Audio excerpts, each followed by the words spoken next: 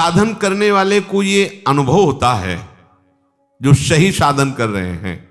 पहला, काम क्रोध पहले जितने तूफान लेकर आते थे अब वैसा नहीं आते हैं।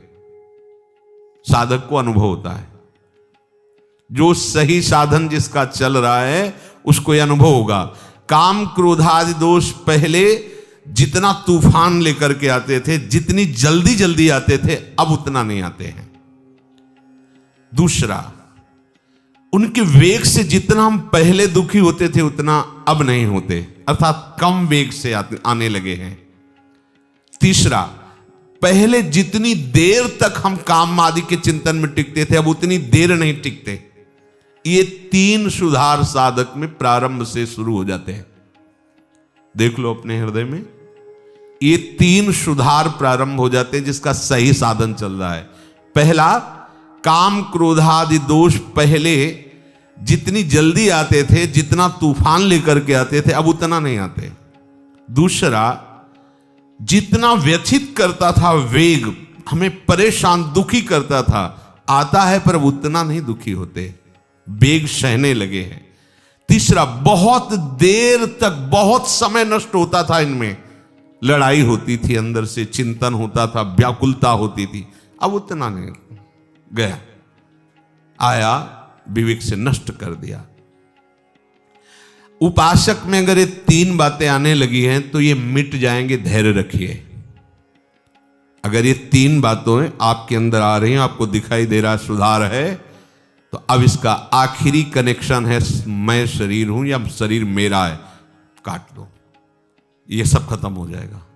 पर पहले ही आएगा, क्योंकि साधना प्रारंभ शरीर को लेकर के ही होती है, और इनकी बिल्कुल भी स्फुरना ना रहे, इनसे संबंध रखना नहीं है, तभी इनकी स्फुरना बंद होगी। मन बुद्धि में तदात्म, शरीर में तदात्म, फिर आप इनको जीत लें, ऐसी सामर्थ्य आप में नहीं है। जैसे जैसे भजन मार्ग में आगे बढ़ते हैं वैसे वैसे कम होते जाते हैं। जहां एक काम आदि विकार कम होने लगे तब साधक को परमात्म शक्ति का और अनुभव होता है। उसी शक्ति से, विवेक शक्ति से शरीर संबंध को ही हटा देता है। मैं कोई शरीर थोड़ी हूं जो मांग हो रही है अंतःकरण और शरीर की है, नहीं, इसको धर्म में लगाना है, प्रभु में लगाना है, नहीं नहीं, शरीर राग मिटा, विकारों की कोई गुंजाइश ही नहीं है, तभी वो रास विलास का अनुभव करता है। पांचों भूले देह सुधि, तब छठी भावना रास की। पहले तो ये प्रपंच हटे ना, राग हटे ना भोगों का। कभी कभी साधक को ऐसा प्रतीत होता है कि काम क्रोध का वेग पहले से भी अधिक आ रहा है। इसका दो कारण हो सकता है। पहला है कि आपको साधन करते हुए कोई भारी कुसंग हो गया। देख लीजिए, साधन करते हुए आप में कोई कुसंग जागृत हो गया, किसी ऐसे दृश्य को देख लिया, ऐसा संभाषण कर लिया या कुछ ऐसा, तो आपको लगेगा कि पहले से भी भयंकर विकार आ गया, कुसंग। अगर ऐसा नहीं हो, आपका साधन ठीक चल रहा है और फिर आपके अंदर ये बात आई है, तो कह रहे हैं कि जब भोगासक्ति मिटती है तो साधक की बुद्धि पवित्र होती है। पवित्र बुद्धि में थोड़ा भी स्फुरण पहाड़ जैसा नजर आता है, थोड़ा भी दोष उसे बर्दाश्त नहीं होता। अपवित्र बुद्धि में पहाड़ जैसा दोष भी तिनके के भी समान नहीं लगता, पवित्र बुद्धि में तिनके के जैसा दोष पहाड़ जैसा लगने लगता है। वो साधक हाय हाय करने लगता है कि पहले इतना गंदा नहीं था जितना आप गंदा विचार आता है। ये उसकी बुद्धि की पवित्रता है। दो बात ध्यान रखना है, पहले तो तुरंत हमें देखना है अपनी दिनचर्या में कि कोई दृश्य का कुसंग, शब्दों का कुसंग, व्यक्ति का कुसंग, भोजन का कुसंग तो नहीं हो गया जो हमारे अंदर इतनी विकार की वृत्ति आ गई। अगर आप निर्णय कर लिए कि नहीं ऐसा नहीं है, तो फिर आप निश्चिंत हो जाओ, ये आपकी बुद्धि की पवित्रता है जो आपके थोड़े से भी दोष को पहाड़ जैसा दर्शन करा रही है। अंतःकरण जैसे जैसे शुद्ध होता है तो साधक को थोड़ा सा भी विकार सहन करने की वो असहनशील हो जाता है। ऐसी बात कैसे आ गई मेरे हृदय में? ये पवित्रता का लक्षण है। ऐसा कैसे हो गया, मेरा मन कैसे राजी हो गया, नहीं हाय हाय मच जाता है, ऐसा कैसे हो गया। तो उसको लगता है कि बहुत हमारी बुरी दशा है, यद्यपि उसकी बहुत पवित्र दशा, अंतःकरण इतना निर्मल हो रहा है कि वो छोटी सी स्फुरणा को भी बर्दाश्त नहीं कर पा रहा है। यत चेत शाम, जब तक साधक शरीर और इंद्रियों से सुख भोगने के लिए लालायित रहता है, साधक की बात कह रहे हैं, संसारी तो रहता ही है, तब तक उसका असत संबंध सर्वथा नष्ट नहीं होता, इसलिए उसका मन उसके वश में नहीं रहता। और जब साधक भगवत रस प्राप्त करने का लोलुप हो जाता है तो उसे शरीर और भोगों से संबंध मिटाना ही होता है या स्वाभाविक मिटने लगता है, तब उसका मन निर्मल हो जाता है। मन में फिर काम क्रोध की स्फुरणा ही नहीं होती, मन स्वतः वश में हो जाता है। इसलिए भगवान कहते यत चेत शाम, अभी तो ब्रह्म निर्वाणम वर्तते विदितात्मनाम। उस साधक को भगवान विदितात्म नाम कहते हैं, जो जानना चाहिए वो जान जाता है, जिसके जानने के बाद कुछ भी जानना बाकी नहीं रहता। जो प्रभु को जान जाता है वो सब कुछ जान जाता है, क्योंकि प्रभु ही सब कुछ बने हुए हैं। प्रभु को जान गया तो सब कुछ जान गया, उसे और कुछ जाना कि ये जानना है वो जानना अब बाकी नहीं रहेगा। प्रभु को प्राप्त कर लिया तो कुछ प्राप्त करना बाकी नहीं रहता। शरीर के रहते हुए वो ब्रह्म स्वरूप भगवत स्वरूप हो जाता है। यदि ऐसा नहीं हुआ तो शरीर छूटते छूटते उसे बोध हो जाएगा भगवान की तरफ से, क्योंकि जीवन भर वो बहुत लगन से साधना की है, पर वस्तु की बोध वृत्ति नहीं आई तो भगवान कृपा करके अंतिम समय तक दे देते हैं। उसकी स्थिति में कोई अंतर नहीं पड़ता, वो जीते जी या शरीर छूटने के बाद दोनों एक ही गति को प्राप्त होते हैं। पर पहला है जीते जी भगवत साक्षात्कार हो जाए। स्पर्शान कृत्वा बहिर्बाह्यांस चक्षुश्चैवांतरे भ्रुवो प्राणापानौ समौ कृत्वा नासाभ्यंतरचारिणौ यतेन्द्रिय मनो बुद्धिर मुनिर्मोक्षपरायणः विगतेच्छा भय क्रोधो यह सदा मुक्त एव सः। बाहर के किसी भी पदार्थ का जो अंदर चिंतन नहीं करता, ध्यान दीजिए बहुत बढ़िया बात है, हम अधिकतर बाहर के ही चिंतन में अपना समय नष्ट कर देते हैं। मंत्र चल रहा है पर चिंतन सब बाहरी हो रहा है, प्रकृति का, किसी वस्तु का, किसी व्यक्ति का, किसी स्थान का। आप देख लीजिए, हमें उपाय करना है बाहर के चिंतन को छोड़ करके अपने आराध्य देव के चिंतन में, बाहर के पदार्थों का, व्यक्तियों का, व्यवहार का चिंतन छोड़ करके। अब इस पे ध्यान दीजिए कि आप जब भगवत चिंतन कर रहे हैं उस समय आपका चिंतन क्या होता है। देखिए, कोई बाहरी व्यक्ति होगा, कोई वस्तु होगा, कोई स्थान होगा, अभी ठीक चिंतन नहीं है। बाहर का चिंतन बाहर छोड़कर अपने आराध्य देव की चिंतन, ये तभी हो सकता है जब हमारा कोई संबंध नहीं, कहीं भी हमारा किसी भी व्यक्ति से, अच्छा आप ऐसा, अच्छा अमुक वस्तु, वो हमारे चिंतन में आ गई। अब हमें भगवत प्राप्ति करनी है तो बाहर के व्यक्ति, वस्तु, स्थान का चिंतन बाहर ही छोड़कर अपने आराध्य देव का चिंतन करना है। उपासक को अब अपना सेवा धर्म है, इसलिए इसकी विशेष आवश्यकता नहीं, उठते बैठते चलते फिरते नासिकाग्र दृष्टि रखनी चाहिए। यह शास्त्रों का स्पष्ट आदेश है, बहुत सी जगह ये आदेश दिया गया है, संतों ने भी ऐसा आदेश किया है। साधक को ऐसे देखने का नहीं है, संभाषण भी ऐसे, चलना भी ऐसे, किसी के नेत्रों में नेत्र मिलाने का आदेश कहीं शास्त्र साधक को नहीं देता है। नासिकाग्र दृष्टि रखे,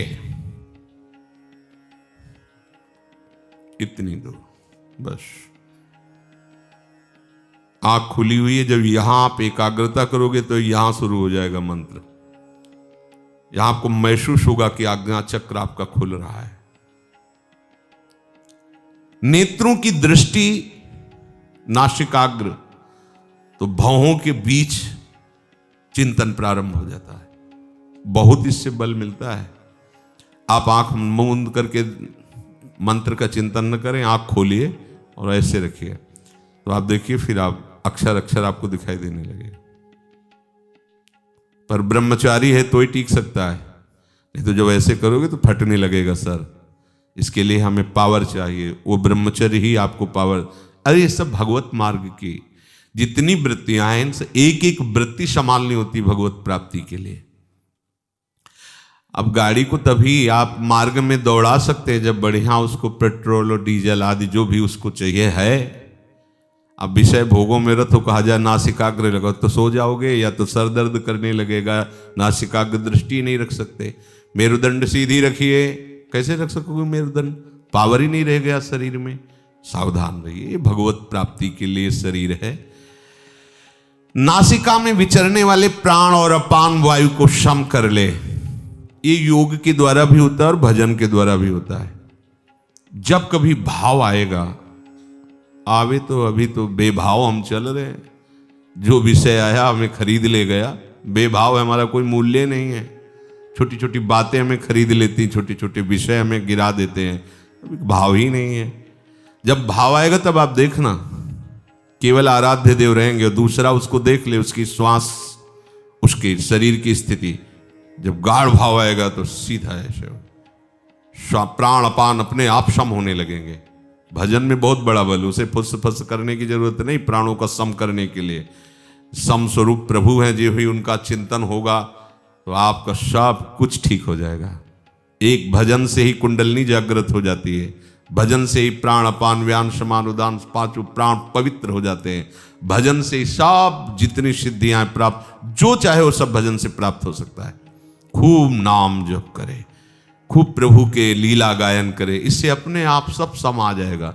विचार सम हो जाएंगे, बुद्धि सम हो जाएगी, प्राण सम हो जाएंगे, विषम संसार को जीत कर समता में स्थित हो जाओगे। भजन नहीं है ना, तो ये घंटा आध घंटा प्रयास करो, इसके बाद भोगों का चिंतन होगा और भोगों कुछ लाभ नहीं मिलने वाला। इसलिए कह रहे हैं जोग कुजोग ज्ञान अज्ञानु, जहां नहीं राम प्रेम प्रधानु। स्पर्शान कृत्वा बहिर्बाह्यान, अपने आराध्य देव के सिवा और कुछ चिंतन न हो, ऐसा उपाय करो। बाहर के चिंतन को बाहर ही छोड़कर अपने लिए तो बहुत बढ़िया उपासना पद्धति मिल गई। कोई भी पदार्थ जो हमें बहुत प्रिय लग रहा है, देखा तत्काल श्री जी को, श्री जी के लिए तुरंत उसे प्रभु से जोड़ दो, बच गए। अगर आपके चिंतन में भी कोई वस्तु आ रही है और आपकी सेवा सामग्री नहीं है, आपका कोई संबंध नहीं, तुरंत उसमें भगवत भाव लाओ। इस वस्तु के पहले प्रभु थे, इस वस्तु के बाद भी प्रभु रहेंगे, तो बीच में प्रभु ही है। जय हो प्रभु, आपका भजन बन गया। अपने को ज्यादा ये झगड़ा नहीं करना है कि नहीं इस वस्तु का चिंतन ही नहीं होना चाहिए। अगर हो रहा है तो तत्काल उसको सहज भाव में लाओ। कोई भी वस्तु, कोई भी व्यक्ति इस स्वरूप में आने के पहले भगवत स्वरूप ही था, इस स्वरूप के मिटने के बाद भी भगवत स्वरूप रहेगा, तो बीच में वो भगवत स्वरूप ही है, हम देख नहीं पा रहे हैं। ऐसा जहां चिंतन किया तो उसका चिंतन भी भजन बन जाएगा, वो आपको भगवत विमुख नहीं करेगा। प्रभु के सिवा सब पदार्थों को बाह्य ही छोड़ दे, अर्थात अपने आराध्य देव के सिवा और कोई चिंतन ना हो। कैसी गाढ़ स्थिति गोपी जनों की है। विक्रेतु कामाखिल गोप कन्या मुरारी पादार्पित चित्तवृत्ति, दध्याधिकम मोह वशाद वोचद गोविंद दामोदर माधवेति। जा रही दही बेचने, चित्त में समाये हुए हैं ललित त्रिभंगी श्याम सुंदर, तो कह रही कोई गोविंद ले ले, कोई दामोदर ले ले, कोई माधव ले ले। तो सब जो सुनने वाले हंस रहे, तो उनको लगता है हंस क्यों रहे, उनके यही है कि हम बेच रही दही, लेकिन ध्यान में श्याम सुंदर उरसी बनमाल। तो वो यही कह रहे, कोई दही ले ले की जगह बोलते कोई गोविंद ले ले, कोई दामोदर ले ले, कोई माधव ले। ऐसा क्यों बोल रहे हैं? बोले मुरारी पादार्पित चित्त वृत्ति, एक एक वृत्ति भगवदाकार है, इसलिए उपासक को बाह्य पदार्थों के चिंतन से हटना चाहिए। माला चल रहा है, वो कल शाम को जो बना था ना, उसमें ऐसा ऐसा चिंतन हो, अच्छा कल क्या बनेगा, अमुक अमुक चीज, अगर उसमें हरी चटनी धनिया वाली ज्यादा अच्छी, वैसा। और माला चल रहा है सच्चिदानंद प्रभु का, और चिंतन हो रहा है चटनी समोसा और पदार्थ और वाह्य, वो व्यक्ति बहुत दुष्ट है। अगर वो यहां ना रहे तो सब बढ़िया मामला बन जाए। ऐसा है, आप देखना ये मनीराम की एक अलग ही भजन शैली चलती है, देख लो, इसका एक अलग व्यवहार चलता रहता है। जब आप सावधान हो जाएंगे सो आ जाएगा। तो हर समय सावधान रहो, सेवा सुमिरन सावधान। बाह्य पदार्थों का संबंध सेवा से सहज में त्यागा जा सकता है। अभी जो बताया, सेवा भाव में उसे ले आओ, भगवत भाव में ले आओ। जो भी व्यक्ति वस्तु स्थान भगवत भाव, जो भी वस्तु प्रिय सेवा भाव, स्वामी जी के चरणों में अर्पित कर दो। अगर आपको प्रगट में नहीं मिल रही तो जो चिंतन में किया उसी को अर्पित करो। गरम गरम जलेबी, हाँ ठीक है, पाओ श्री जी, उसी से। अपना तो भजन इतना सरस है, अपने को कोई फंसा ही नहीं सकता। अगर आप ये सीख जाएं तो सखियों से चतुर और कोई नहीं है। चतुर शिरोमणि प्रियालाल को भी सुख पहुंचाती हैं। अपने को कोई नहीं फंसा सकता, न कोई विषय, न कोई पदार्थ, न कोई व्यक्ति। बस आप चतुर बनिए। जो व्यक्ति वस्तु विषय स्थान आए, सेवा लायक नहीं है तो भगवत स्वरूप, और सेवा लायक है तो उसी समय सेवा में समर्पित कर दो। बाद में जो होगा वो अलग चीज है। उसी समय मानसिक सेवा प्रारंभ हो जाएगी। उसी समय सेवा, खाली मत रहो। बाह्य वस्तु आई तुरंत सेवा में अर्पित करो। बाह्य व्यक्ति आया समझ में नहीं आ रहा, भगवत भाव कर लो, वो आपका भजन बन जाएगा। नहीं, माला चलता रहता है और विषय चिंतन होता रहता है। तभी सिद्ध महापुरुष कहते हैं, माला फेरत जुग गया, फिरा न मन का फेर, कर का मन का डारी दे, और मन का फेर। वास्तव में बाह्य पदार्थ बाधक नहीं है, बाधक है बाह्य पदार्थों से अपना संबंध करके चिंतन करना। समझो कितनी सुंदर बात है। बाह्य पदार्थ हमारे भजन में बाधक नहीं है, बाह्य पदार्थों का भोक्ता बनना बाधक है। जो हमें प्रिय उससे राग, जो अप्रिय उससे द्वेष। राग द्वेष जनित पदार्थों का, व्यक्तियों का, वस्तुओं का चिंतन होना, यही हमारे परमार्थ में बहुत बड़ी बाधा है। और उसे प्रभु में ले लेना बहुत सरल है। चतुरता पूर्वक करो। अगर माया चतुर है तो उससे अनंत गुना चतुर मायापति है, तभी तो उसके अधीन है। और हमें मायापति को अधीन करने की बात मिल गई। उनका नाम, उनका मंत्र, उनकी लीला, उनका गुण, उनका रूप, इससे अधीन हो जाते हैं प्रभु। इस माने हुए अपने संबंध का त्याग कर दीजिए। तो स्पर्शान कृत्वा बहिर्बाह्यान, मुझे ये बहुत पसंद है, नहीं मेरी प्रियाजू को पसंद है, ये तो बहुत सुगंधित, हाँ प्रियाजू के लिए अच्छा रहेगा, आना चाहिए हर बात में। आप क्या गा लेते हैं, हाँ प्रियाजू की कृपा है, ऐसा वो गवा रहे हैं। आप क्या बजा लेते हैं, प्रियाजू की कृपा है, वो बजवा रहे हैं। उन्हीं के कहीं आप ना हो, ये अभी सब सुधर जाए। पर जब कोई गड़बड़ी की बात हुई तो बोले प्रभु की ऐसी इच्छा थी। और जब प्रशंसा की बात हुई तो पता है 5 साल से हम अभ्यास कर रहे हैं तबले का, तब जाके धुनी निकाल पाए हैं। और गलती का अभ्यास अनंत जन्मों से कर रहे तो प्रियाजू करवा रहे। ये चतुरता ठीक नहीं है। आप अगर ऐसे चतुर बनो जो हर वृत्ति को भजन बना लो, तो अभी आनंद की अनुभूति और सच्ची मानो। चाहे जितना बड़ा कोई किसी भी विषय में प्रवीण हो, वो प्रभु की ही कृपा से हुआ है। और अगर चूक कर दे, प्रभु के सिवा अपने अहंकार में आ जाए, वो सब मिथ्या हो जाता है, सब व्यर्थ हो जाता है, किसी काम का नहीं रहता। और प्रभु अगर हमारी इतने से प्रसन्न हो गए तो हमें वो प्राप्त हो गया जो प्राप्त होना चाहिए। प्रभु को कृपा करे तो इतने में ही लगन लग जाए, ताली बजाते हुए राधा राधा, आंसू आने लगे, सामने प्रियाजू के दर्शन होने लगे, रोम रोम पुलकित हो गया, बात बन गई। नहीं बहुत संगीत है, मन रजोगुणी हो गया, विषयों का चिंतन करने लगा, अल्लू गया सब। वो संगीत किस काम का आया जो हमें नरकगामी बना दे? वो राग ध्वनि किस काम की आई जो हमें संसार में आसक्त कर दे? वो भोग किस काम का जो हमें प्रिया प्रीतम का विस्मरण करा दे? उपासक को चतुरता पूर्वक उपासना की सिद्धि के लिए हर वस्तु, व्यक्ति, क्रिया को भगवत स्वरूप बनाना है, भगवत अर्पण करना है।